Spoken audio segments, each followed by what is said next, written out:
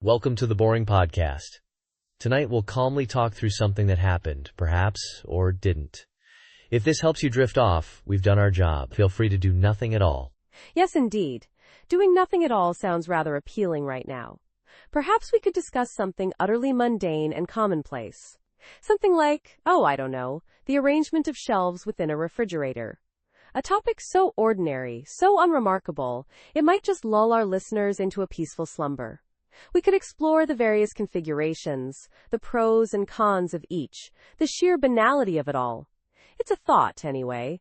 A rather dull thought, but a thought nonetheless. A refrigerator. Yes, that's something. A chilled box, humming quietly in the corner of a kitchen, often white, sometimes stainless steel, occasionally a rather daring shade of beige. Inside, a world of organized coolness, or perhaps not so organized, depending on the state of one's grocery shopping and, let's be honest, their general level of tidiness. Shelves, drawers, compartments. A whole ecosystem of storage solutions for perishable goods.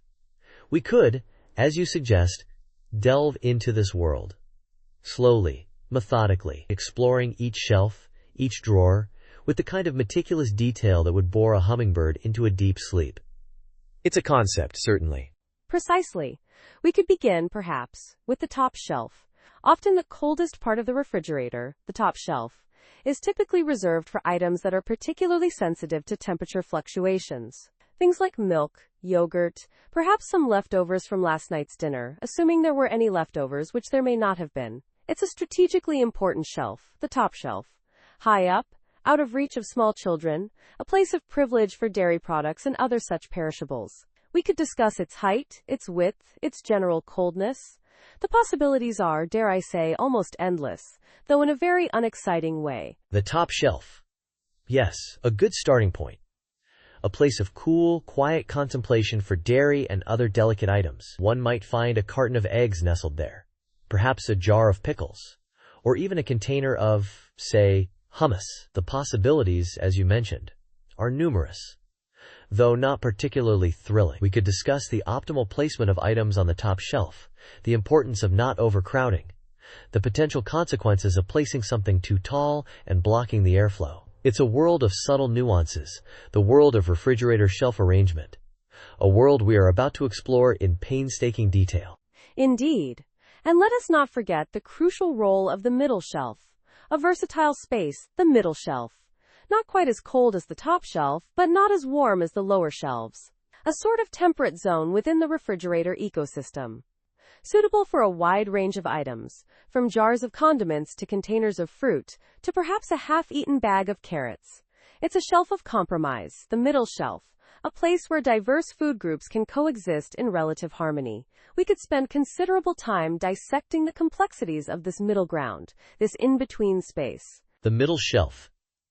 A versatile space indeed, a place where one might find a container of leftover pasta salad, or perhaps a plate covered in cling film, concealing the remnants of a roast chicken, or perhaps not a roast chicken, perhaps something else entirely. The possibilities, while numerous, are not particularly captivating. But that's the point, isn't it? We're here to explore the mundane, the everyday, the utterly unremarkable. And the middle shelf of a refrigerator is a perfect example of just that. We can discuss its load-bearing capacity, its proximity to the crisper drawers, the way it catches the light when the refrigerator door is opened. Such fascinating, yet simultaneously dull details. Precisely. And then, of course, we have the lower shelves, often situated just above the crisper drawers. These shelves, being closer to the bottom of the refrigerator, tend to be slightly warmer than the upper shelves. A suitable location for items that are less sensitive to temperature fluctuations, such as beverages, perhaps some packaged meats, or maybe a container of, anything really. It's a flexible space, the lower shelves, adaptable to a variety of needs. We could explore the nuances of this lower region, the subtle differences in temperature, the way items are often stacked upon one another, forming a little tower of refrigerated goods. The lower shelves. Yes, a place of slightly warmer temperatures, a haven for less sensitive items. One might find a six-pack of soda resting there, or perhaps a carton of juice, or even a container of, as you said, anything really. The possibilities are vast, yet somehow simultaneously limited. It's a paradox, perhaps. Or perhaps not. We could discuss the optimal arrangement of items on the lower shelves, the importance of not blocking the airflow to the crisper drawers below, the potential for spills and leaks if something isn't properly sealed. Such are the concerns of the refrigerator shelf arranger. Such are the topics we will explore in this episode of the Boring Podcast. Less than, person 1 greater than, less than, person 1 greater than. So yes, as we were saying, these fridge shelves, they often come in a sort of grid-like arrangement, horizontal. Parallel to the ground, and made of, well, it's usually glass, isn't it? Or sometimes that sort of plastic, cokey, wire rack material. And they're designed to, well, hold things.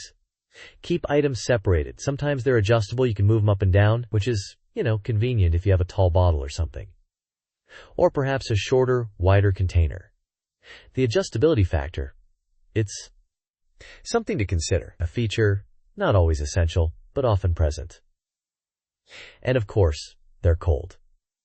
Because they're in the fridge. Right, the coldness. A key element. Because of course the fridge is designed to be cold. And the shelves, being inside the fridge, naturally adopt this coldness. They become, well, cold surfaces upon which to place things. Items requiring refrigeration. And these shelves, they exist within the confines of the fridge walls. Contained, bordered, creating designated spaces. Like little, cold platforms. And some fridges, they have drawers. Those are different. Not shelves. But still cold, usually for vegetables, I think. Or sometimes meat. But we're talking about shelves. The flat ones. Yes, the shelves.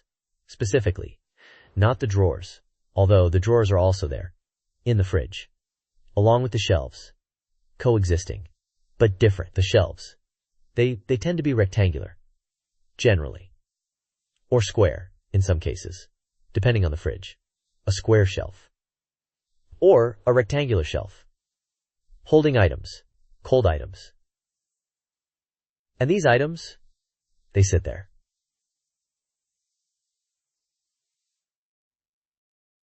And these items, they sit there. Or perhaps until they expire. Or perhaps until they expire. Expiration. Yes. A natural process. Things they change over time. Even in the fridge. The cold slows the process but doesn't stop it entirely. And so, items placed upon these shelves, they eventually reach a point of no longer being optimal. For consumption, that is. And then they are discarded. Removed from the shelf. Creating a vacant space. A space where another item can be placed. The cycle continues. The cycle. Yes. Items in, items out. On and off the shelves. These cold, rectangular, or sometimes square platforms. Within the refrigerated environment and the shelves, they collect crumbs. Or spills. Little remnants of the things they hold, requiring occasional cleaning. A wipe with a cloth, perhaps. Or a sponge. To maintain hygiene and order. Cleanliness. Important. Especially in a food storage area. Like a fridge.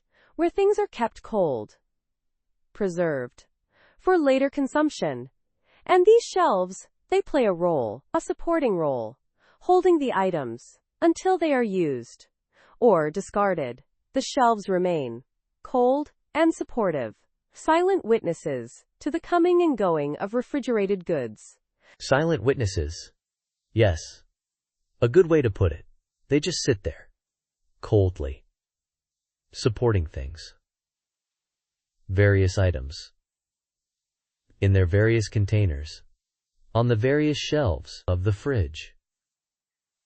And the fridge hums. A low, constant hum. Keeping things cold. Keeping the shelves cold. A quiet, persistent hum. In the background. Of the kitchen. The hum. A subtle indicator of functionality. The fridge is working. Keeping things cold. Maintaining the cold shelf environment. A vital function. Shelves. In the preservation of perishables. And the shelves, they simply are. Existing. Coldly. within the humming fridge, supporting the contents silently. So, as we were saying, the configuration of shelves within a refrigerator can be quite a variable. And when I say variable, I mean that there might be slight differences from one fridge to another. You might open one refrigerator and find a certain shelf placement, and then open another, perhaps in a different house, or even the same house but a different model. And the shelves might be different. The heights might vary, for example. Or the depth. One shelf might be deeper than another shelf in the same fridge, or a similar shelf might be deeper in a different fridge. It's all very specific to the individual appliance, you see. Sometimes I just stand there and stare at them.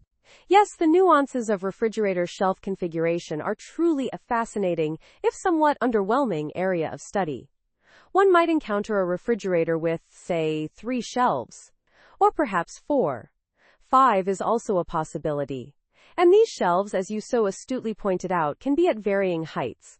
You have your higher shelves, your lower shelves, and sometimes, if you're fortunate, even middle shelves. These shelves may be made of wire mesh, or perhaps glass, clear glass, or sometimes frosted glass. And the edges might be finished. Or unfinished. Just something to think about. Precisely. And let's not forget the crisper drawers, usually located at the bottom of the refrigerator compartment. These drawers are designed, ostensibly, for storing produce, keeping fruits and vegetables fresh. But sometimes I use them for other things, like small jars of condiments or leftovers. They tend to be, generally speaking, wider than the shelves above them, though not always. And they often have, shall we say, a textured surface. Not smooth like the shelves, but bumpy. Slightly bumpy. It's something you might not even notice until you've been staring at your refrigerator for a while, which I sometimes do. And it's not just the main compartment we're discussing.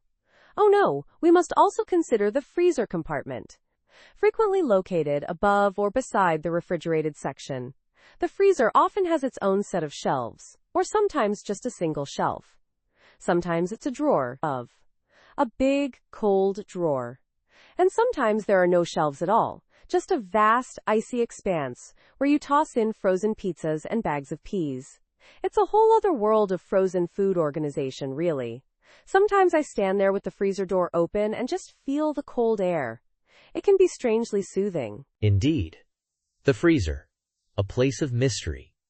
A place where time seems to slow down, where food enters in a relatively fresh state and emerges weeks, months, or even years later, still frozen. But we digress. Back to the shelves. The shelves in the main compartment. These can be adjustable, in some models. You can move them up or down, creating more or less space between them. It's a whole customization system. A world of possibilities. A world of shelves. Yes, the adjustability factor. A crucial consideration in the overall shelf equation. Some shelves are fixed in place, immovable, while others can be raised or lowered, reconfigured to accommodate items of varying heights. A tall bottle of milk, for instance, might require a higher shelf setting, whereas a shorter container of, say, yogurt, could comfortably reside on a lower shelf. It's all about maximizing space, using the space efficiently. Or not. Sometimes I just put things wherever they fit. It doesn't really matter in the grand scheme of things. And then there's the door. The refrigerator door. Often overlooked, but an integral part of the overall storage system. The door typically features shelves, or compartments, designed to hold various items.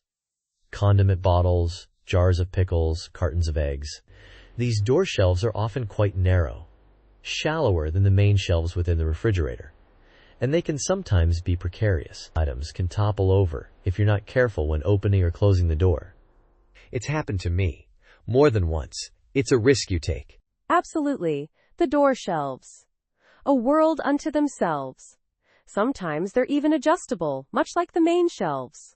You can move them up or down, create more space for taller bottles, or less space for smaller items. And some refrigerator doors even have little compartments, specifically designed for butter or cheese, small enclosed spaces within the larger space of the door. It's all very compartmentalized, which I appreciate. I like things to be organized, or at least appear organized. So yes, the middle shelf. Often the widest shelf, isn't it? Providing ample space. Ample space. Sometimes This shelf might have a slight lip at the back, a subtle incline, almost imperceptible. It's there to, supposedly, prevent items from falling off the back. Although, how often does that really happen? I can't recall the last time something tumbled off the back of my fridge shelf. Unless, of course, you count that small jar of, what was it? Pickled onions, perhaps? No, it was gherkins. Small gherkins. Anyway, back to the shelf. Wide, flat, sometimes with a slight incline. Yes. The middle shelf is a versatile space, wouldn't you agree? Versatile in its, versatility. It can hold taller items due to its position below the top shelf, which we'll discuss later, I'm sure. But not so low as the bottom shelf, which, again, we'll get to eventually. The middle shelf often houses leftovers. Or, sometimes, beverages. Perhaps a carton of milk, a jug of juice. Although sometimes, beverages reside on the door shelves. Those specialized shelves designed specifically for beverages. But yes, back to the middle shelf. A versatile, middle ground shelf. Quite average, really. Not too high, not too low. Just there, in the middle. And sometimes, these shelves are adjustable. Adjustable. You can move them up or down, higher or lower, to accommodate taller items, or shorter items, depending on your needs. Refrigeration needs. It's a marvel of modern engineering, really, this adjustability. Up and down, higher and lower. Though I rarely adjust mine, they seem to be at the optimal height. For my needs, at least. Though I suppose I could experiment. Perhaps move one up, just slightly. But then, what would I put there? Perhaps a taller bottle of something. I'll have to think about it. Yes, think about it.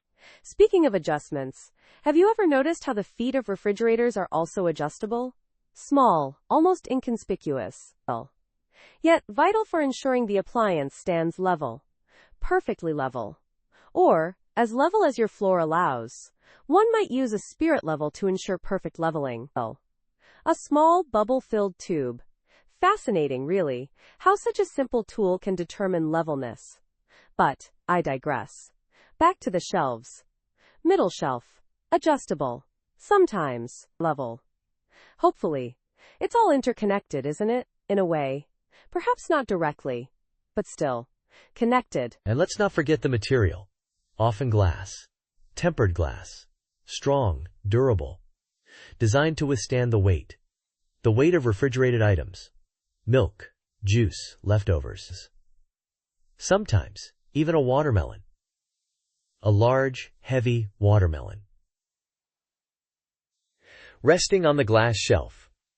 Tempered glass. Amazing, really, how much weight it can hold. This tempered glass, a marvel of modern glassmaking. Yes, quite marvelous. Though occasionally, the shelves are made of plastic. A sturdy, rigid plastic. Not quite as elegant as glass, but functional nonetheless. Functional, and perhaps easier to clean if something spills, which it inevitably does. Spillage, a common occurrence in the refrigerator. Drips, drops, and occasional spills, requiring cleaning, wiping, sometimes even scrubbing, depending on the viscosity of the spilled substance. Yes, viscosity, a fascinating property. And the edges of these shelves, rounded, often, smooth, to prevent snagging of cloths, or perhaps fingers. Though, I can't recall ever snagging my finger on a refrigerator shelf. It seems unlikely. But, the rounded edges are there. Smooth. Rounded. A subtle detail, but a detail nonetheless. A detail worth mentioning. Yes, mentioning. On a podcast about refrigerator shelves. These shelves, they hold so much. Not just physically, but, in a way, they hold memories. The remnants of last night's dinner, the ingredients for tomorrow's lunch, the half-eaten container of yogurt. Each item tells a story. A small, quiet story. Of meals eaten and meals yet to be eaten. It's quite profound when you think about it. These silent narratives playing out on the shelves of your refrigerator. Yes, quite profound.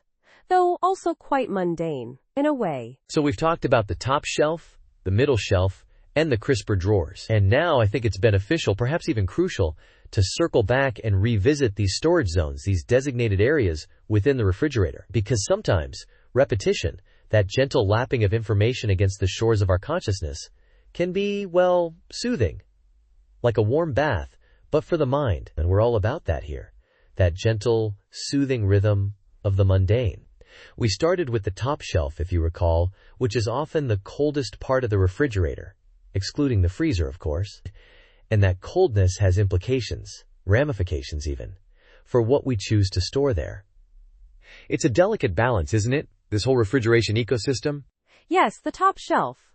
A place of prominence, one might say. Elevated, literally and figuratively. We often place items there that are perhaps more delicate, more susceptible to the ravages of time and temperature fluctuations. Things like leftovers, perhaps, or small, open containers of things. It's a strategic location, the top shelf. Easy to reach, easy to see. A prime piece of real estate in the Republic of Refrigeration. We discuss this, yes, but revisiting it, retreading this familiar ground, it allows us to truly appreciate the nuance, the subtle complexities of fridge organization. It's like looking at a familiar painting in a new light, noticing details you may have overlooked before. And that's what we're doing here. Looking, noticing, appreciating the quiet drama of the fridge. Then there's the middle shelf, that workhorse of the refrigerator. Often wider, more spacious than the top shelf.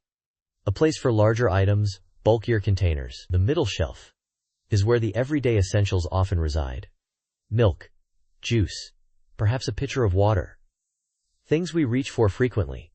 Things that sustain us. It's a zone of constant activity. A hub of hydration and nourishment. And yet, in its own way, it's just as important, just as vital, as the top shelf. Each plays its part. Each contributes to the overall symphony of the refrigerator. It's a beautiful thing, really, when you think about it. This ordered chaos, this carefully curated ecosystem. The middle shelf, yes, the utilitarian heart of the fridge. A place for the practical, the everyday. Not as glamorous as the top shelf, perhaps, but no less important. Think of the milk carton, stoic and rectangular, providing sustenance. Think of the juice bottle, a splash of color in a world of beige and white. These are the unsung heroes of the fridge, the workaday warriors. And revisiting them, re-examining their role in this cold, contained world, well, it's a worthwhile exercise, wouldn't you say? It grounds us, connects us to the simple realities of food storage. And that's a good thing. And let's not forget the crisper drawers, those humid havens at the bottom of the fridge, designed, specifically, for fruits and vegetables. These drawers, these climate-controlled compartments, help to preserve the freshness, the crispness of our produce. They're like little greenhouses, miniature ecosystems within the larger ecosystem of the refrigerator. And yet, they often go unnoticed, overlooked. We take them for granted, these humble drawers. But they play a vital role, a crucial part in maintaining the balance, the equilibrium, of our refrigerated goods. And it's important, I think, to acknowledge that. To appreciate the quiet dignity of the crisper drawer. The crisper drawers, yes, the repositories of freshness. A damp, dark world where vegetables dream of salads and fruits whisper of smoothies. We place them there, these delicate items, and trust that the crisper drawers will do their job. Maintaining humidity, preserving freshness, preventing wilting. It's a delicate balance, this interplay of temperature and moisture. And it's something we often overlook, this quiet miracle of preservation happening right there, at the bottom of our fridge. But it's there, happening constantly, silently, reliably, just like the gentle hum of the refrigerator itself. A constant, reassuring presence in our kitchens. So, we've come full circle, haven't we? Back to the beginning. Back to the top shelf, the middle shelf, the crisper drawers. We've revisited these familiar spaces, these designated zones of refrigeration, and perhaps, in doing so, we've gained a new appreciation for the intricate, the surprisingly complex world inside our refrigerators. It's a world of order and chaos, of temperature gradients and humidity levels, a world we often take for granted. But it's a world worth exploring, worth contemplating, even perhaps worth discussing in excruciating detail on a podcast designed to induce drowsiness. Yes, full circle. Back to where we started. But are we truly back where we started? Or have we, perhaps, learned something along the way? Have we gained a new perspective on these seemingly mundane aspects of everyday life? I think we have. I think we've delved deeper, explored further, into the quiet mysteries of the fridge. And in doing so, we've uncovered a hidden world of complexity, a world of subtle nuances and delicate balances, a world that, until now, we may have taken for granted, and that, in itself, is a worthwhile endeavor. To see the extraordinary in the ordinary, to find the fascinating in the mundane. That's what we're doing here, on the Boring Podcast, exploring the world, one shelf at a time. Now, regarding the placement of items within the refrigerator, it's a topic of much contemplation, or at least it can be if you let it. Consider the top shelf, often the coldest part of the appliance. Sometimes, maybe, it's not. But often, it is. This is an ideal location for items like milk, which benefits from a consistent chill. Or perhaps yogurt. Yogurt is another item that prefers the colder temperatures. One might also place leftovers on this shelf, assuming they're in sealed containers, of course. Sealed containers are important. It prevents spills. Or, well, mostly prevents them. Spills can happen. It's a risk. And we don't want that. No, not at all. So, the top shelf. A place of cool consistency. Or something like that. Yes, the top shelf. A realm of refrigerated reliability, one might say. Though it does present a challenge for those of shorter stature. Reaching the back of the top shelf can be a bit of a stretch, especially if the refrigerator is particularly deep. One might require a step stool, or perhaps the assistance of a taller individual. It's something to consider when organizing the fridge contents. Placement is key, you see. Items used frequently should be easily accessible, while less frequently used items can reside in the back, or on a lower shelf. This is just basic fridge logic, really. It's the kind of thing you don't think about until you have to think about it. And then you realize how much thought goes into something as simple as putting milk in the fridge. The middle shelves. Now these are the workhorses of the refrigerator. They hold the bulk of the everyday items, the things you reach for regularly. Condiments, perhaps. Jars of pickles. Maybe some fruit. Or vegetables. The possibilities are almost endless. Within the confines of refrigerator-appropriate items, of course. It's a space of much activity, this middle shelf area. Opening and closing. Retrieving and replacing. A constant cycle of refrigerations. One could spend hours just watching the door open and close, though I wouldn't recommend it. It would be rather dull. Dull, indeed. But necessary. The middle shelves, a place of organized chaos. Or sometimes just chaos. It depends on the individual's organizational skills, really. Some people have a system. Others, not so much. It's a personal choice, how one arranges their fridge. A reflection of their inner selves, perhaps. Or maybe not. Maybe it's just a fridge. A place to keep things cold. It's hard to say, really. The mysteries of the refrigerator are deep. Then there are the crisper drawers. Ah, the crisper drawers. Designed to maintain humidity, to keep produce fresh. One for fruits, one for vegetables, or sometimes, both for vegetables. It depends on how many vegetables you have. And how much fruit. It's a balancing act, really. The distribution of produce, a delicate ecosystem within the refrigerator. Too much moisture, and things get soggy. Too little, and things wilt. It's a science. Indeed. The crisper drawers. Zones of controlled humidity. Little microclimates within the larger refrigerator environment. They often require occasional cleaning, which can be a bit of a chore. Removing the drawers, wiping them down. It's not exactly exciting, but it's a necessary task. Part of the responsibility of refrigerator ownership. Maintaining the delicate balance of the crisper ecosystem. It's a commitment, a silent agreement between you and your produce. And finally, the door. The often overlooked door. A place for condiments, juices, and other such items. The temperature here fluctuates more than within the main compartment, due to the frequent opening and closing. Something to consider when deciding what to store there. Milk, for example, is not recommended for door storage. It's best kept in the colder, more stable environment of the top shelf, as we discussed earlier. The top shelf, yes. The door, a place of temperature variability. A dynamic environment, unlike the relatively stable interior. The door shelves are often quite shallow, designed to accommodate narrower items. Bottles, jars, cartons, things of that nature. It's a practical use of space, really. Maximizing storage capacity within the confines of the refrigerator door. A testament to efficient design. Or perhaps not. Perhaps it's just a door. With shelves. It's a lot to consider, isn't it? The intricacies of refrigerator organization. A whole world within those cold, white walls. A world of shelves, drawers, and fluctuating temperatures. It's enough to make one's head spin. Or perhaps not. Perhaps it's just a fridge. Less than / person 1 greater than. Less than person 1 greater than. So we've established the general layout, the standard configuration, if you will, of the modern refrigerator.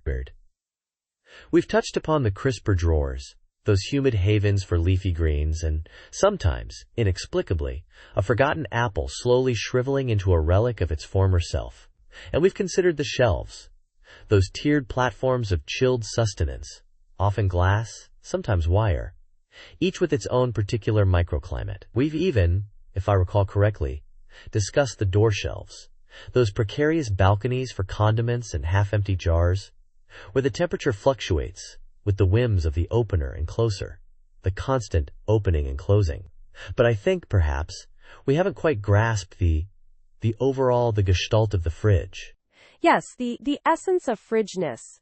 It's a complex subject, of course. It's not simply about where the milk goes or the optimal placement of the eggs. There's a certain philosophy, I suppose, to the arrangement of items within this cold, humming box. A subtle balance between practicality and aesthetics, between what we need and what we want to see when we open the door, between the known and the unknown, the expected and the unexpected. Sometimes I find myself staring into the fridge, not even looking for anything in particular, just absorbing the organized chaos. It's a strange sort of meditation, I suppose, like looking into a tiny refrigerated universe, one with its own laws and its own, very specific, climate. It's a world unto itself, really, just in the kitchen. Precisely. It's almost existential. This cool, contained space, a microcosm of our consumption habits, our desires, our very being. The fridge as a reflection of ourselves. We fill it with things we think we need, things we hope will nourish us, things we crave, and then, slowly, methodically, we empty it, consuming these items, transforming them into something else. It's a cycle, isn't it? A continuous process of filling and emptying, of storing and consuming. A reflection of life itself, perhaps, just on a smaller, colder scale. With leftovers. Yes, the leftovers. The ghosts of meals past, lingering in plastic containers, waiting for their second act. Sometimes, they get forgotten, pushed to the back, becoming something else entirely. A science experiment gone wrong, perhaps. A fuzzy, unidentifiable mass. And yet, even then, they serve a purpose. A reminder, perhaps, of the impermanence of things, of the fleeting nature of, well, everything, even refrigerated items. It makes you think, doesn't it, about the nature of things, about how we organize them, categorize them, assign them value. We put the milk on the top shelf, the vegetables in the crisper, the condiments on the door. But why? Is there a universal logic to this arrangement? Or is it simply arbitrary, a matter of personal preference, of cultural norms, of habit? It's a question that has plagued philosophers for centuries, I imagine, the optimal arrangement of items within a refrigerated space. And the smells. Each fridge has its own unique aroma, a blend of all the ingredients contained within. A subtle symphony of scents, some pleasant, some less so. A constantly evolving olfactory landscape. A pungent microclimate. Sometimes, I close my eyes and just breathe it in, trying to identify the individual components, the subtle nuances. It's a game I play. A solitary, somewhat unusual, olfactory exploration. It's a world of its own, really. This cold, contained space, humming quietly in the corner of the kitchen. We open it, we take what we need, we close it. And yet, within those walls, within those shelves, there's a whole ecosystem. A complex interplay of temperatures, of aromas, of things. It's a fascinating subject, really, when you think about it. which, admittedly, isn't often. But when you do, it's something. It really is something. It's a fridge. Yes, a fridge. It keeps things cold. It's a useful appliance. We are fortunate to have them. Imagine, if you will, a world without refrigeration. A world where food spoils quickly. Where, well, things would be very different. We wouldn't have ice cream, for one. Or cold drinks. Or leftovers. It's a chilling thought. And be. A world without fridges. A world without coldness. It's almost unimaginable. Indeed. Unimaginable. Almost. Almost. So as we were saying, or rather, as I was saying, and perhaps you were thinking, these shelves, these horizontal planes of chilled existence within the refrigerator, they do offer a certain, shall we say, a certain utility, a place to put things. Items of sustenance, leftovers from meals past, condiments in various stages of depletion. It's a system of sorts, not a particularly exciting system, I grant you, but a system nonetheless. One might even say a necessary system, for the modern kitchen anyway, or perhaps not so modern, considering iceboxes and such have existed for quite some time. Though those were quite different, weren't they? Different shelves, different mechanisms, different temperatures even. But we digress. Back to the shelves. These shelves, in their various configurations. Yes, the configurations. The arrangements, the possibilities. One shelf above another, sometimes a drawer, perhaps a designated area for crisper vegetables, or a small compartment for butter.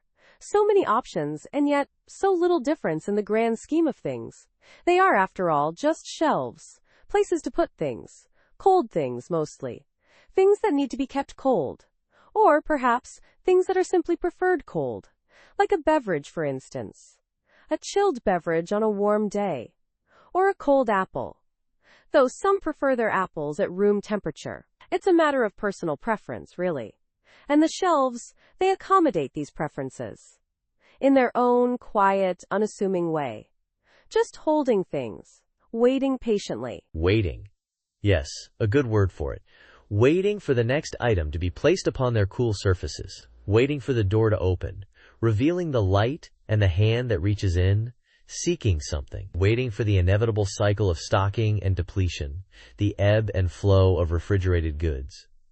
A silent, steady rhythm, like the ticking of a clock, only slower, and much less noticeable, unless, of course, you happen to be fixated on the refrigerator, which, let's be honest, isn't a common occurrence. Unless, perhaps, you're waiting for something specific to chill, a dessert, maybe, or a second helping of dinner, though it's generally best not to overeat. But again, I digress. Digressions. Yes, we are prone to them. Like the shelves themselves, our thoughts wander, moving from one point to another, without any clear destination. Just meandering, like a slow, quiet river. Or perhaps a very still pond. Barely any movement at all. Just the occasional ripple, a fleeting thought, a passing observation, like the observation that some refrigerators have glass shelves, while others have wire shelves. A subtle difference, yet a difference nonetheless. Each with their own advantages and disadvantages. Glass is easier to clean, but wire allows for better air circulation. Such complexities, in the world of refrigeration. Complexities indeed. And yet, so simple. So utterly mundane. And yet, we discuss them. We explore the nuances of these chilled compartments, these repositories of perishable goods. We delve into the minutiae of shelf placement, the subtle variations in temperature, the quiet hum of the compressor, all these details. So insignificant on their own, yet together they form the tapestry of the refrigerator experience. An experience that is, let's face it, not particularly thrilling. But it is an experience nonetheless. An experience, yes. That's a way to put it. An experience shared by so many, yet acknowledged by so few. The quiet hum of the refrigerator. A constant presence in our homes. A backdrop to our daily lives. We open it, we close it, we take things out, we put things in. A simple ritual, repeated countless times. And yet, how much thought do we truly give to this ubiquitous appliance, this cold, quiet box that sits in the corner of our kitchens? Probably not much. Until, of course, it breaks down. Then, it becomes the center of our attention. But that's a topic for another time, perhaps. Another time, perhaps. Yes. Perhaps we'll explore the intricacies of refrigerator malfunctions in a future episode. The various noises, the strange smells, the sudden rise in temperature, the frantic search for a repairman, the inconvenience of spoiled food. All very exciting topics, no doubt. But for now, we'll leave it at that. The shelves. They exist. They hold things. And that, in itself, is something, isn't it? It is. It is something. Something quiet. Something cold. Something, well, something. And perhaps that's enough. For now. Perhaps. Thank you for joining us. Let go of the day and drift softly into rest. There's nothing more to do. Nothing more to think about. Just this moment. Just your breath. Just peace. Sleep well. Good night and sweet dreams.